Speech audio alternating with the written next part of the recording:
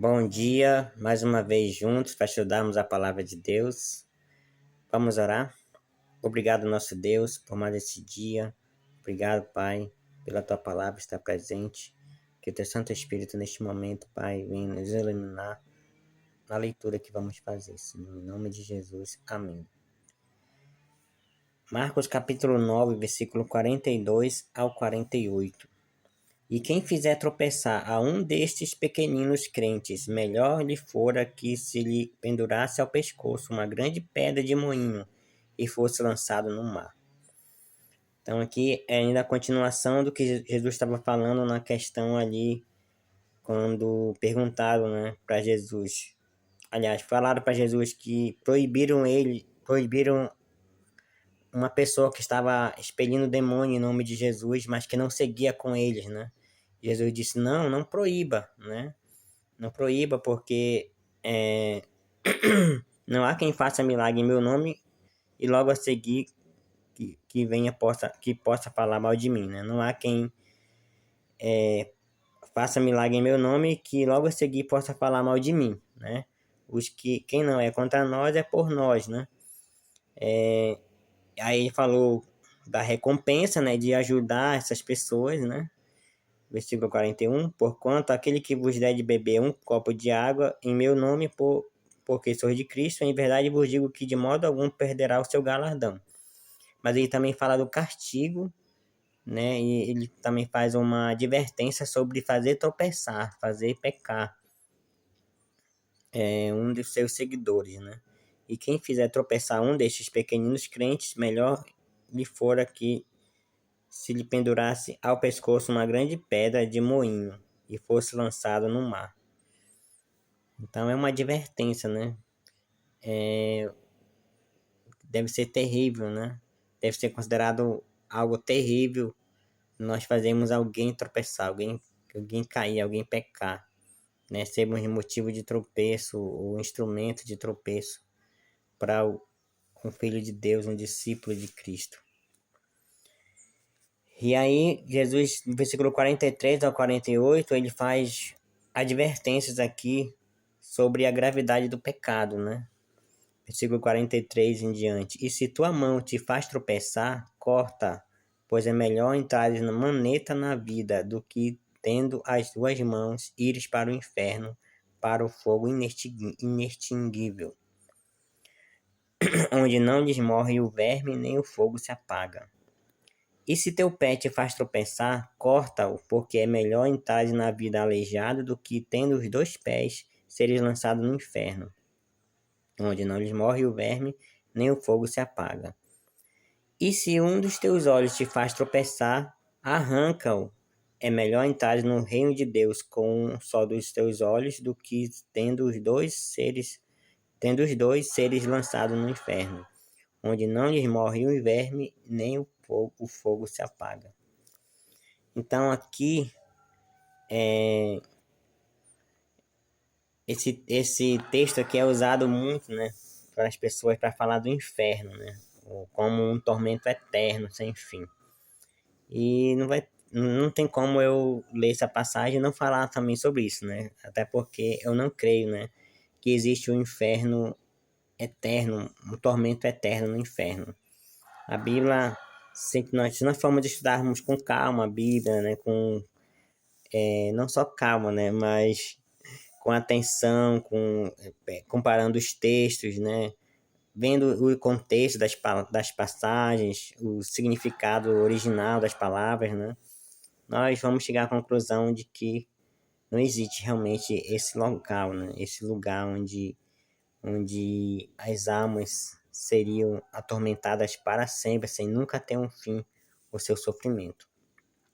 Já falei, né, no vídeo anterior, que eu creio na mortalidade da alma, na alma mortal e não imortal. E o principal motivo pelo qual eu creio nisso é justamente para não chegar a essa conclusão de que existe um inferno eterno, um tormento eterno para os perdidos. Porque por mais que a pessoa seja um perdido, né, seja um blasfemo, um transgressor da lei, é uma criatura de Deus. é objeto do amor de Deus. Deus é amor. Deus é misericórdia. Então, eu não consigo conceber um Deus que nos criou, nos amou, morreu por nós e que tem poder sobre a morte, tem poder sobre tudo, porque é todo poderoso. Será que existe alguma criatura que no universo que Deus não seja capaz de extinguir completamente, fazer ela desaparecer, sumir? Se ele é todo poderoso, é claro que não existe nenhuma criatura que Deus não possa fazer sumir completamente, desaparecer. Então, eu creio que esse Deus que pode tudo e ao mesmo tempo é amoroso, ele não permitiria esse sofrimento eterno, mesmo que dos perdidos, porque de qualquer forma são suas criaturas, né? Se cada ser humano que veio ao mundo veio pela vontade de Deus, pela permissão de Deus, porque Deus tem um plano na vida dessas pessoas para salvar, para ser feliz eternamente. E se essas pessoas rejeitarem o plano de Deus, a única alternativa que resta é a morte eterna. João 3,16, né? Porque Deus amou o mundo de tal maneira que deu seu Filho unigênito para que todo aquele que nele crê não pereça, mas tenha vida eterna.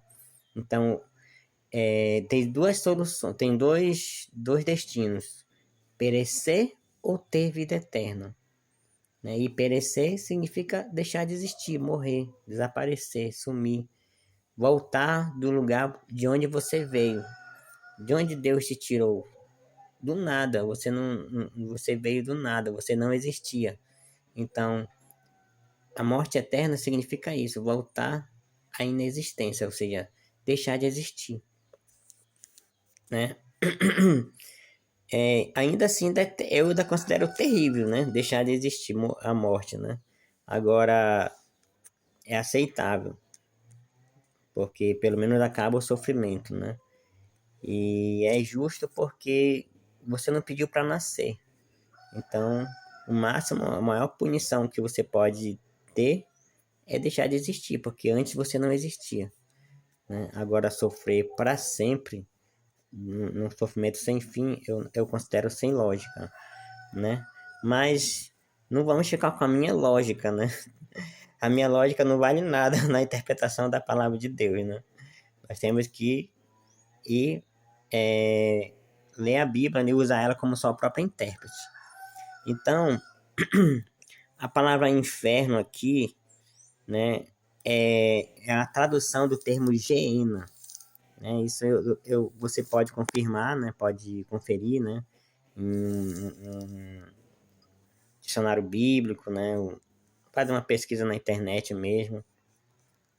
Né? Então, em Marcos capítulo 9, desses versículos aqui, né, que nós estamos vendo aqui, a palavra inferno é uma tradução do termo Geena.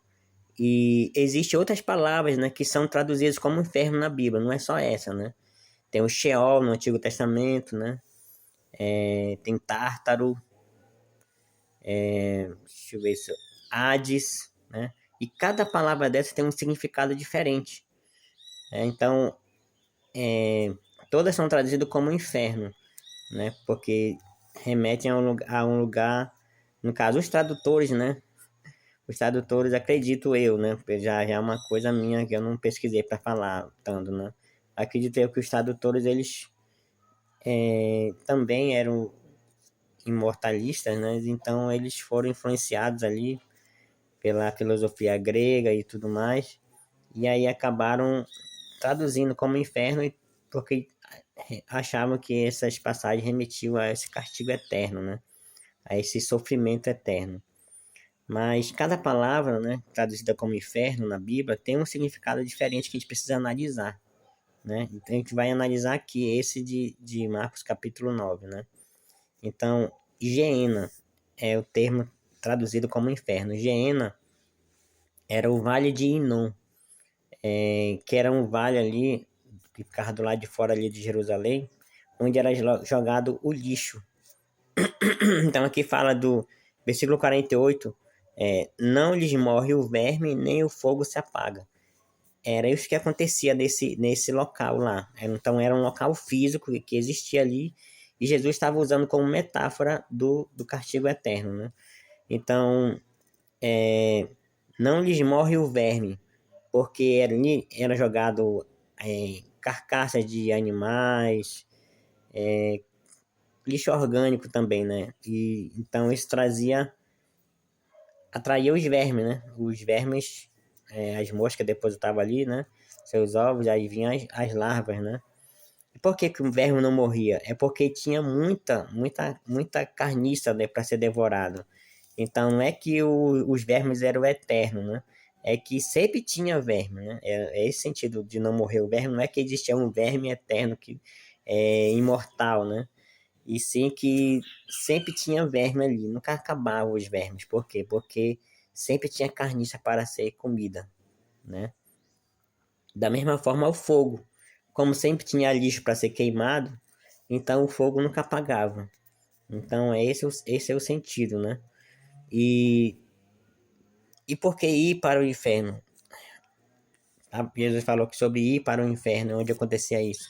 Porque realmente lá no Vale do Geena também iam carcaças e até cadáveres inteiros de pessoas que eram consideradas indignas de ter uma sepultura, né? Sentenciados à morte, né?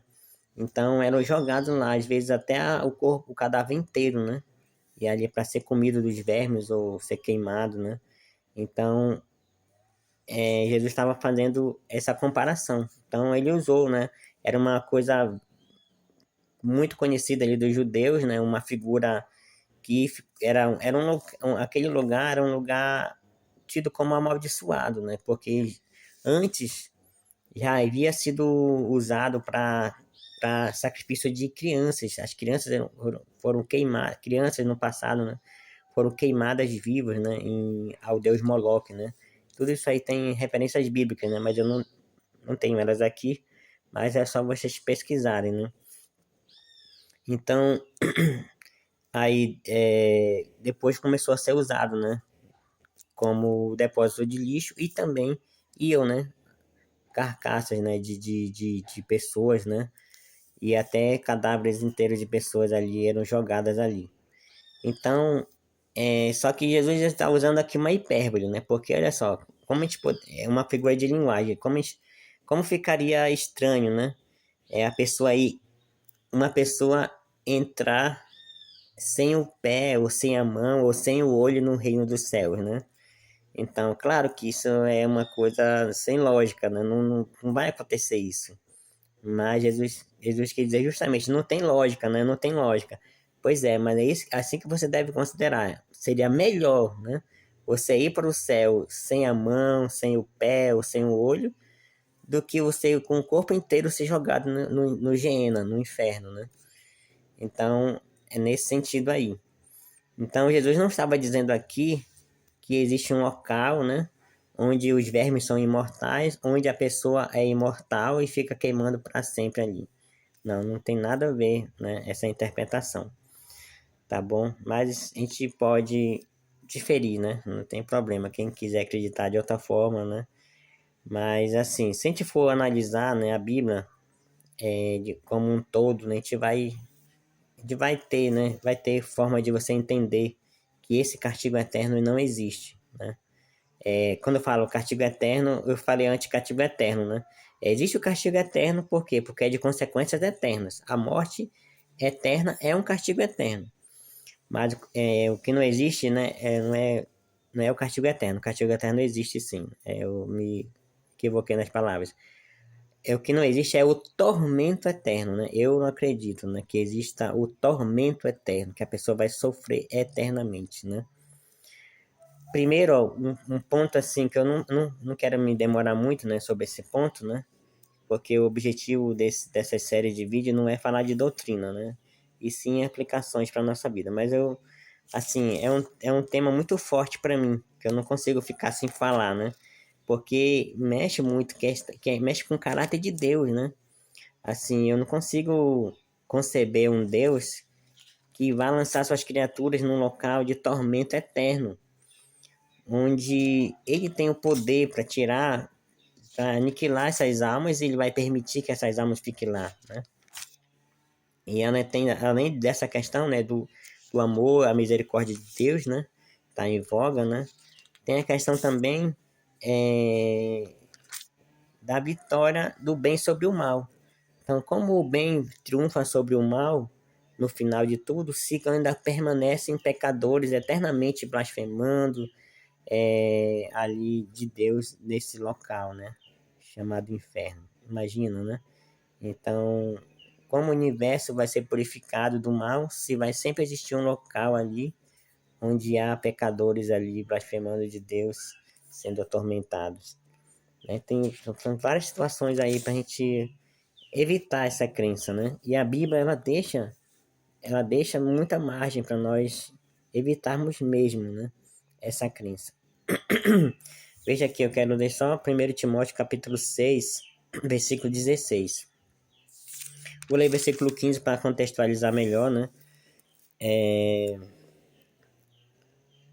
Versículo 15 fala assim: a qual em suas épocas determinadas há de ser revelada pelo bendito e único soberano, o Rei dos reis e Senhor dos senhores, o único que possui imortalidade, que habita em luz inacessível, a quem homem algum jamais viu, nem é capaz de ver. A ele honra e poder eterno. Amém.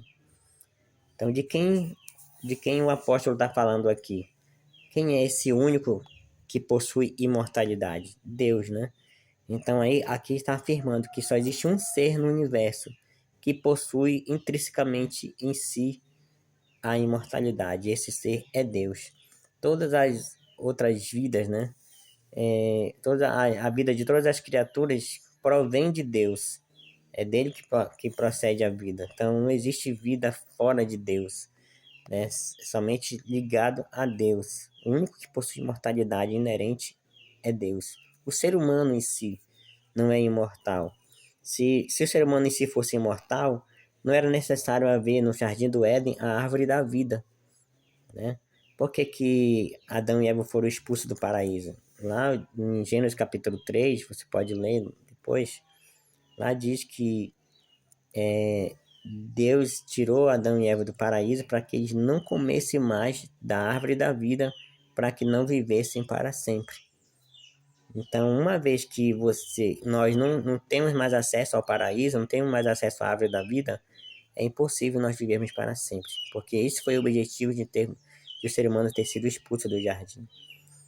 Aí, em Apocalipse, né, ali nas 7 igrejas, né, uma das promessas é que ao vencedor será dado comer novamente do fruto da árvore da vida. Então, teremos acesso, né? Também lá fala em Apocalipse capítulo 21 e 22, né, falando ali da Nova Jerusalém, lá fala que teremos acesso à árvore da vida, né? A árvore da vida estará ali em Jerusalém, poderemos comer, né, os seus frutos, né? Então, é o sinal, né, eterno de que nossa vida depende de Deus, né? Não existe vida longe de Deus, é Deus que preserva a vida de todos os seres, todas as criaturas, espirituais ou físicas, não importa. Então, como eu falei antes, Deus é todo poderoso, ele é capaz, né, de destruir totalmente a alma da pessoa, né? E por que ele permitiria que a pessoa ficasse eternamente sofrendo, né? Mas agora vamos voltar novamente ao contexto, né? Como eu falei, nossa questão aqui não é falar de doutrina, né? Mas fica esse recado aí para vocês meditarem, né? Fazerem uma pesquisa mais profunda, né, sobre esse assunto, né, sobre a questão do destino dos ímpios, né, qual será, né, no Antigo, no Novo Testamento, né, como vocês podem fazer essa pesquisa, né, pessoal, pode também me contactar e eu posso dar outros textos bíblicos e pode estudar mais, eu posso esclarecer também textos que parecem dizer que existe um tormento eterno, né, mas aqui vamos fazer a aplicação, né? Então, tirando um pouquinho isso, né? Essa questão aí de se existe ou não o tormento eterno, de qualquer forma, O que Jesus quis falar aqui é sobre o caráter terrível, né, desse castigo e que devemos evitar ao máximo. Então, devemos aqui, às vezes, ser radicais, né, em relação ao pecado. Então, a questão principal é: se a tua mão te faz tropeçar, corta, pois é melhor entrar na maneta na vida do que tendo as duas mãos ires para o inferno, né? Então, cortar o mal pela raiz, né? Então, claro, Jesus também não está ensinando aqui a mutilação, né? A mutilação era proibida na lei judaica, proibida na Bíblia, né? Jesus nunca foi contra, né, as leis, né, que Deus tinha deixado ali no Antigo Testamento. Então, Jesus não estava ensinando a mutilação. Ele estava usando uma figura de linguagem, né, uma hipérbole, né, uma linguagem exagerada aqui, para nós vermos, para nós sentirmos o impacto, né, de quão terrível é para Deus o pecado, né? Então, o que significa, o que Jesus quer dizer isso com cortar a mão, cortar o pé, arrancar o olho, né? Evitar os gatilhos que nos levam a pecar, né? Que nos levam a situações perigosas, né? Que podem nos levar a pecar. Então, um exemplo, uma pessoa viciada em bebida alcoólica e ela decide parar de beber. Então, é muito apropriado essa pessoa evitar bares, né, locais onde as pessoas estão bebendo, né? Até mesmo não é questão de fazer acepção de pessoas, etc. Mas às vezes até mesmo aqueles amigos, aqueles colegas, né, que com os quais ele bebia junto, é bom, né, parar de andar com essas pessoas, né? Por exemplo, quem é usuário de drogas e às vezes precisa de ser internado, né, uma clínica, né, para se reabilitar. Às vezes geralmente essas pessoas, elas são levadas para ser internadas no outro estado, às vezes. Por quê? Para que ela não tenha mais contato com aqueles mesmos amigos ali, com aquelas mesmas pessoas com as quais eles costumavam adquirir, né, aquele entorpecente, né, e consumir juntos ali, né. E por quê? Porque o ambiente influencia muito, né. Então, é nesse sentido aí. Então, evitar ao máximo as situações que antes, né, faziam parte da nossa vida, mas que agora queremos evitar, porque somos novas criaturas em Cristo. Então, descubra qual é o teu gatilho e elimine ele da sua vida, para que você possa ter uma vida mais feliz, né? Uma vida mais livre do pecado. Então, acredito que esse seja o sentido aqui, né? Então, esse foi o vídeo de hoje. Que Deus abençoe, né? Que a gente venha aprender cada dia mais. Vamos orar. Obrigado, Pai querido, que o Senhor venha nos ajudar, Senhor. Não nos permitir sermos instrumentos, Senhor, de tropeço para teus filhos, Senhor. Não importa, Pai, a denominação, a crença, a idade, gênero, se são seus seguidores, são pessoas, Pai, que estão te buscando, que nós possamos dar forças. Aliás, que possamos nos dar força uns aos outros, porque é para isso que existe a igreja, a comunidade dos crentes, para que possamos nos exortar uns aos outros, dar força, independente de denominação, de crença. Então, que não venhamos, Senhor Pai, nunca ser jamais pedra de tropeço para nosso irmão. E também nos ajuda, Senhor, a evitar, Pai, ao máximo o pecado, já que ele é tão ofensivo a Ti, tão abominável, Senhor. Por menor que nós pensemos que seja, Pai, aquele ato, mas para Ti, Senhor, é algo que é terrível, porque pode nos tirar do céu. E o que mais o Senhor quer é que sejamos salvos, que tenhamos a vida eterna contigo, do Teu lado, Senhor. Então nos ajuda, Pai, a olhar para o pecado com mais seriedade, Senhor, e fugir dele, evitá-lo, Senhor, ao máximo, até às vezes tomando algumas decisões que podem ser consideradas radicais, mas que seja para a honra e glória do Teu nome, Senhor. Obrigado por tudo, dá-nos um bom dia, proteja e guarde todos nós.